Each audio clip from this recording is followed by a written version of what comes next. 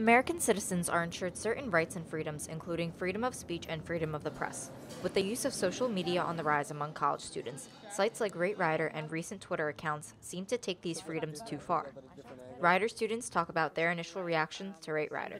One of my friends on Facebook had posted a really angry status about it, and out of curiosity, I just clicked on it thinking, oh, what could this possibly be? And the first thing I saw was a giant picture of my face, and it was actually the profile picture I had uploaded 2 days before. So it was really like, what? How'd you get this? Felt bad for some of the women that were on it because it either boosted your ego a lot because you got a lot of positive rates, or it like completely tore you down because nobody rated you well, and I thought that was really horrible. Were any of your friends on it?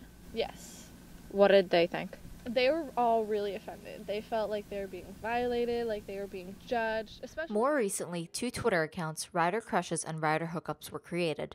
Both generated a big reaction among students. I think, personally, that those are a lot worse than the Rate Ryder because some of those tweets are really vulgar and really inappropriate. And that could make some of the girls feel, and guys, feel really uncomfortable. I think it's something that Ryder has to address, but it's also part of social media, so they can't technically, like, control all the social media accounts that are out there about the school, like Rate My Professor. People say really mean things on Rate My Professor, too. They are not taking down the entire account.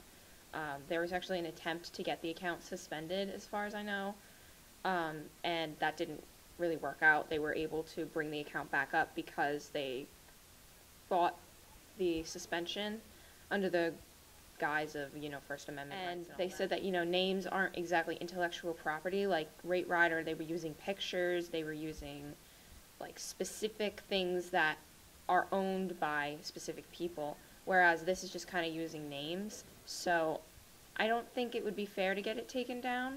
As an institution, Ryder has the responsibility to take action when students are being threatened and students are being put in inappropriate situations. So I think technically, if you're getting into semantics, yes, it is an infringement on the First Amendment right, but I think it was good that the university took action.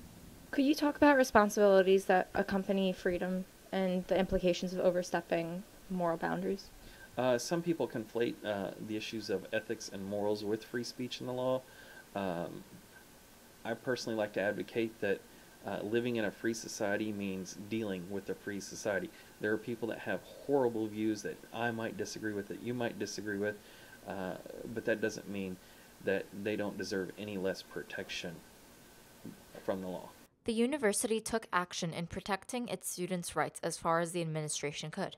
Unfortunately, society will continue to face challenges in social media that test the moral boundaries of freedom.